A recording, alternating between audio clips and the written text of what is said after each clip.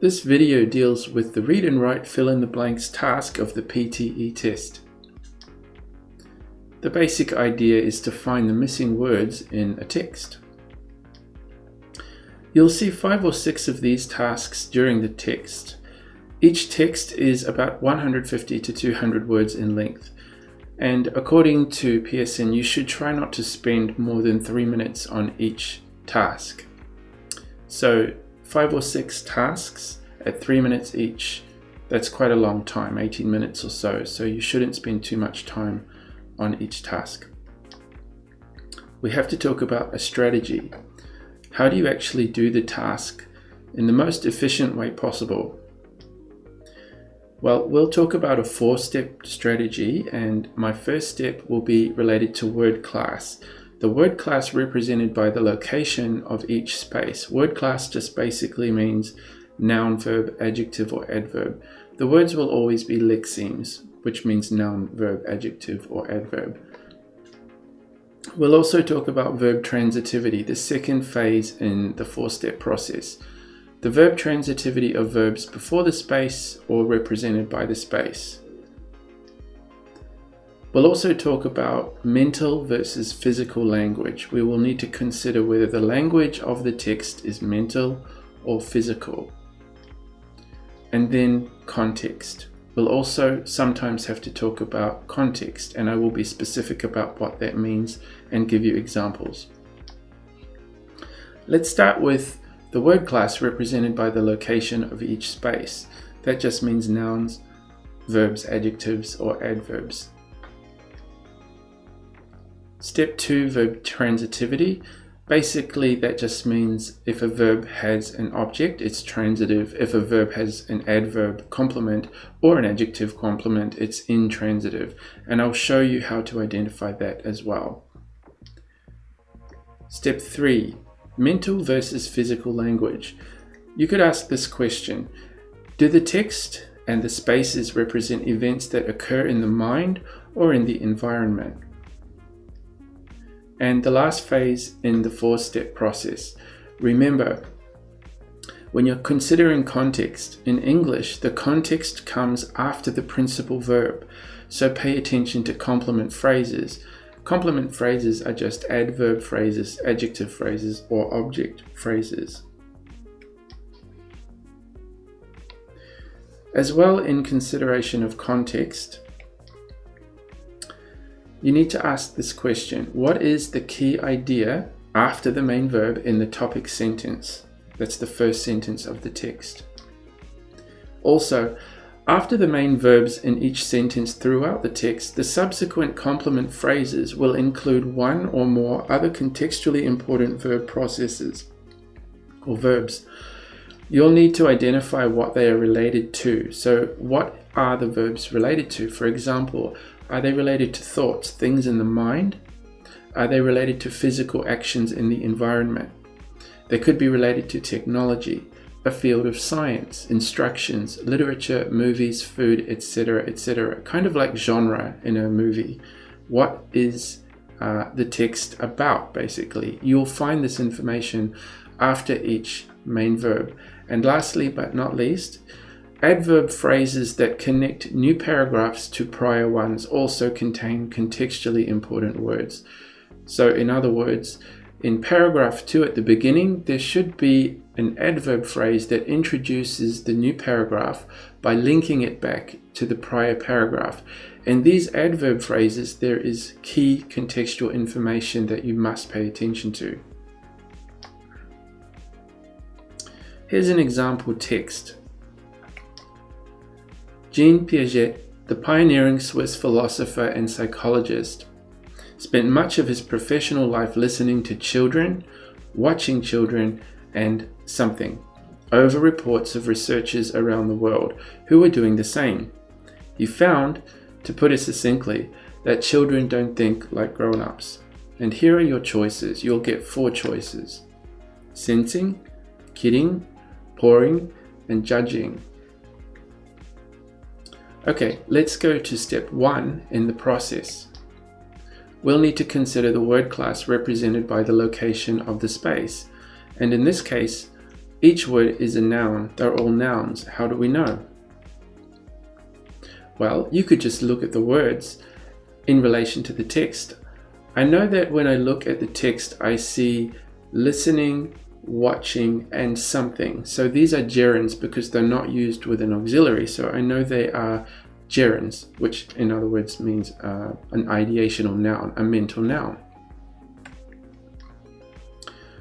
Okay, let's consider verb transitivity. If we can't eliminate anything because they're all nouns, if the space or the word before the space represents a process, like a verb or a gerund, should there be a noun or an adverb directly after it? Well, as you can see, we have a preposition after the space. So what does that mean? Prepositions represent either adverb or adjective phrases, not object phrases. For example, over reports, that's an adverb phrase. So what does that mean? This means the verb in question is intransitive. And sense is a transitive verb, so that's wrong. Judge is also a transitive verb, so that's also wrong. Kid is an intransitive verb, so that's a possibility. And poor can be both intransitive and transitive, depending on the situation. For example, when used in the physical sense, for example, pour juice from a bottle, the verb pour is transitive. However, when used in the mental sense, or the figurative sense, for example, pour over literature, the verb is intransitive. Okay, so here we go. We've got kid, intransitive, that's possible, and pour, that's intransitive, that's also possible. So we'll go to step 3 and see if we can eliminate one of those. Let's consider mental versus physical language. Do the text and the spaces represent events that occur in the mind or in the environment? Well, let's have a look. We can see that listening and watching and something, these are the key ideas in the text so far, and we need to consider listening and watching. Does listening and watching children happen in the environment or in the mind? And where does kidding happen? If you're kidding, what do you use to kid someone? You use your mind. So let's think about that. Actions that occur in the environment, they are physical. Kid is a mental verb, so it's wrong. And pour is a physical verb, so it's correct. So the question I could ask is, what do I use to pour with? And where do I pour? It happens in the environment and it's physical. Where do I kid and what do I use to kid? I use my mind. I need to use my brain to do that, so it's mental. So a knowledge of mental versus physical language is also very, very useful for this task. So we've removed 2 so far, and then we removed 1 more, and we came to pouring. So we used the first 3 steps in the strategy and we eliminated 3 options and we came to pouring. I'm pretty confident with that choice. First verb or first gerund done. Put it in the space and I can move on. Second paragraph. After thousands of interactions with young people, often barely old enough to talk, Piaget began to suspect that behind their cute and seemingly illogical something were thought processes that had their own kind of order and their own special logic. Einstein called it a discovery so simple that only a genius could have thought of it. Here are your options. Utterances, appearances, age, and style. So let's go back to stage 1 in the process. We'll need to consider the word class represented by the location of the space. In this case, once again, they're all nouns. How do I know they're nouns? Well, look at your options first of all. If you have the ability to identify word class just by looking at the word, then good for you, you can see they're all nouns. But if you don't have that ability, you'll need to look at the word before the space. In this case, the word is illogical, which is an adjective, and nouns go after adjectives. So they're all nouns. I don't need to consider number 1. Let's go to number 2. As you can see here, illogical is an adjective and adjectives go with nouns. So I know it's a noun. So we'll go to number 2, verb transitivity. But it's not necessary here because the space is before the verb, not after the verb. As you can see, the be verb there is after the space, so I don't need to think about transitivity. So let's go to number 3, mental versus physical language. Do the text and the spaces represent events that occur in the mind or in the environment?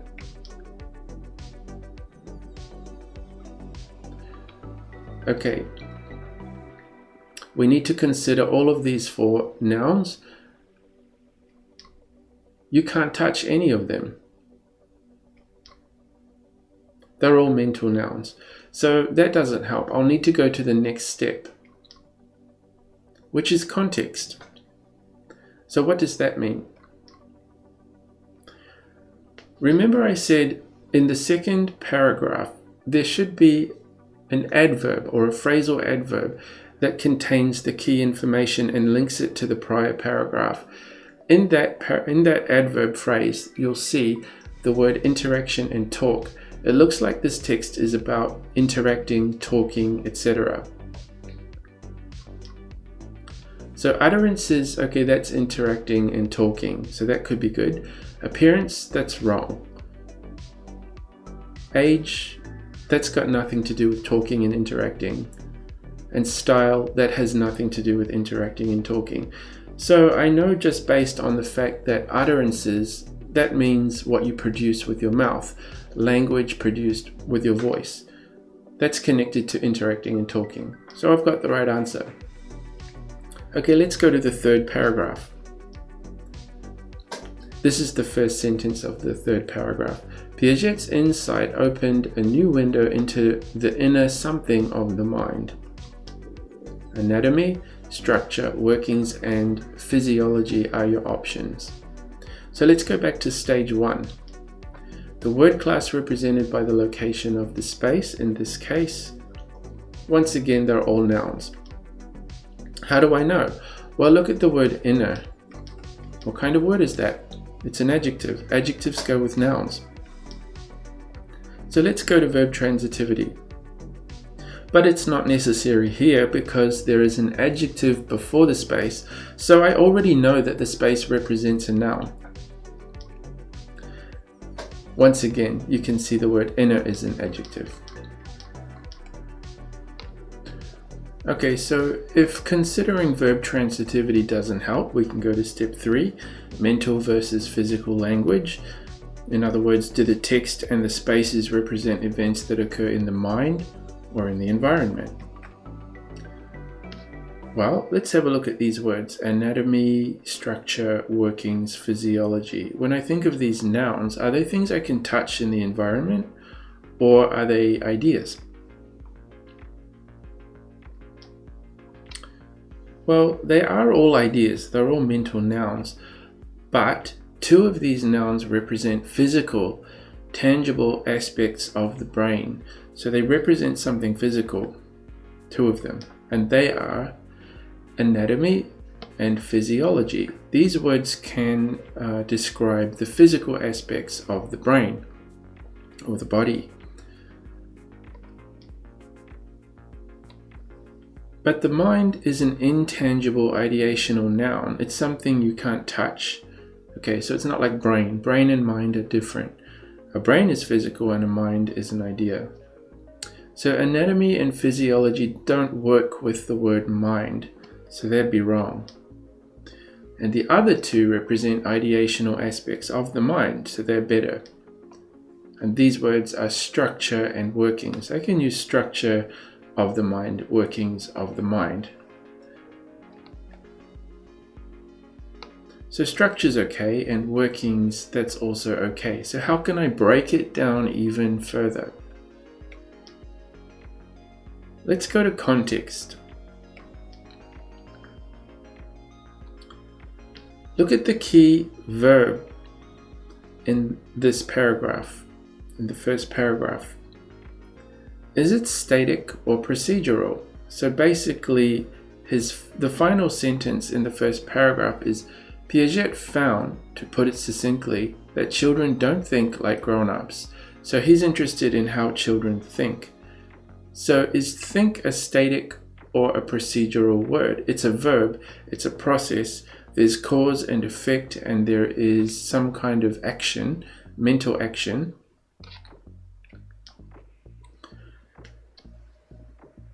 And then in the subsequent paragraph, interactions, talk, utterances, thought processes, these are all the key ideas in the text. These are also procedural, they're not static. Static means something that doesn't move, like a building, for example. Procedural is something that happens, an action. So the key ideas are all procedural in this text, so that should help us. When I look at the word structure, that is static. It doesn't move, it's not a process. But workings, that's procedural, so that works. So considering process is also important. Let's look at the rest of the paragraph. By the end of a wide-ranging and remarkably prolific research career, that's something nearly 75 years from his first scientific publication at age 10, to work still in progress when he died at age 84, Piaget had developed several new fields of science. And here are your options: spanned, ended, grew, and suffered. Okay, so let's go back to stage 1 and consider word class. The word class represented by the location of the spaces. In this case, this space is a verb. How do I know? Well, I can look at the verbs span, end, grew, suffered. Just by looking at those, I can see they're verbs. But if I don't have the ability to identify that, then I can look at the space, which is an adjective phrase after career. It's something describing career. That something nearly 75 years. There's no verb, so it must be a verb that fits the space.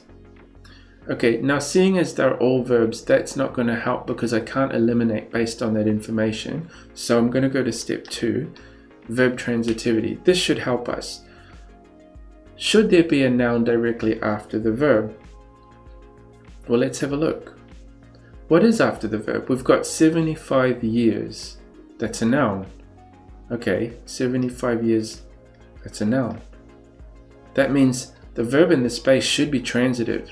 So how does that help me?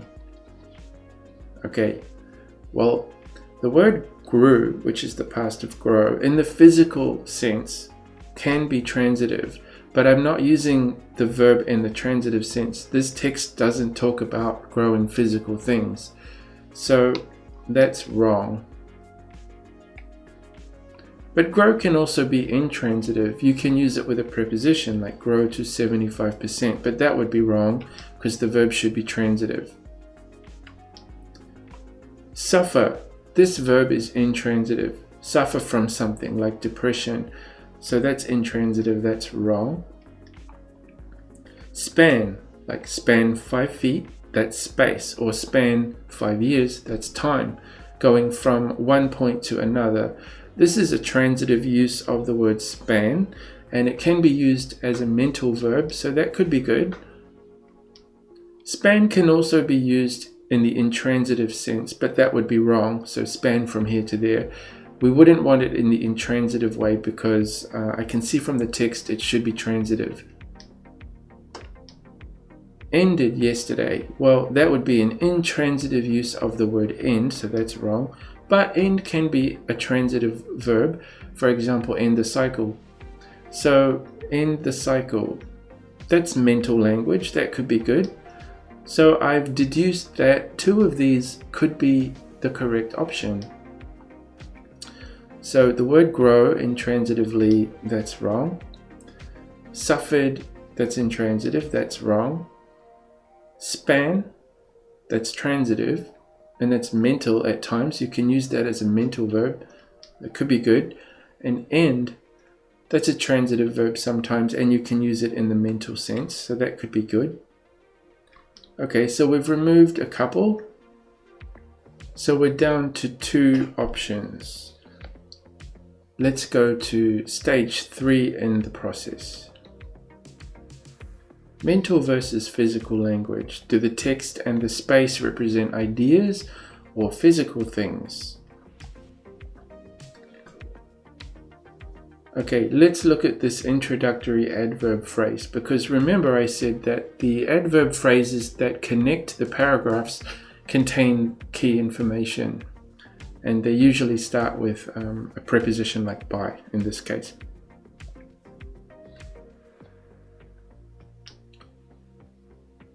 What's the key idea in this paragraph? Prolific research career. Okay, that is a mental language. We're talking about something you can't touch. And span is a mental verb, and ended is a mental verb also. So that doesn't help us. So we're going to have to go to the fourth stage in the process, and that should help us. Context. Look at the keywords in the complement phrase. What is the complement phrase? Well, what I mean is the word career is the key, and after career there's an adjective phrase describing career. So the complement after the space, we've got 75 years from age 10 to 84. That's the basic idea. That looks like a time period. So 75 years from 10 to 84 is a time period. Okay, and well, span can be used to describe a time period, and end means the end of a time period only. So you'd say end would be 84, but not from 10 to 84. So that means span is the correct word. So I can put that in the space. Okay, so the four things that we have considered in order to reduce your options down and find the correct word are word class, represented by the location of the space, verb transitivity of verbs before the space or represented by the space, mental versus physical language, and context. So that's the end of the video. Just remember, you should be able to go through the four-step process simultaneously. So if you watch the video a few more times and practice online, get to the point where you can go through stage 1, 2, 3, and 4 all at the same time, then you're pretty much on the right track. So good luck with your PTE test.